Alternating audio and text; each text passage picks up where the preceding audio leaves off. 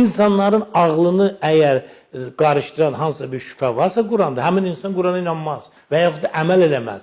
Bugün Azərbaycanda əhalinin 90%-i elmi səviyyəsi aşağı olduğuna görə və Quran da xalqa elmi şəkildə izah edilmədiyinə görə insanlar həqiqi müsəlman həyatı yaşamırlar. O cümlədən bizim qadınlarımız müsəlman elə bilirlər ki, hicab gerilik əlamətdir. Elə bilirlər ki, əxlaqlı yaşamaq düz deyil. Elə bilirlər ki, İslami adət-ənənələrinə uyğun olmaq, ataya hörmət, anaya hörmət, uşağa qayğı, bunlar heç lazım deyil. Ona görə də atasının anasını aparatır, qocalar evindən, uşağın aparatır, detdoma təhvil verir. Arvadı dəqiqədə bir döyür, arvad ərinin tələblərini yerinə yetirmir və s. və s. Bu problemlər belə yaranır. Amma biz İslamı elmi şəkildə izah edə biləriksə xalqa, bizim xalqımız görməli ki, doğrudan da İslam, Quran bir rəhmət olaraq bizə göndərilir. Biz ondan bər yapışaq, onun əmrlərini icra etsək, Azərbaycan cəmiyyəti, nə İnqilab Nazirliyi, nə İslahat, Azərbaycan cəmiyyəti doğrudan da ideal bir cəmiyyət olar. Yəni, hakimiyyətdəkilər də Qurana istinad eləsə, qəbul eləsələr, Quranın hökmünə tabi olsa, cəmaat da tabi olsa,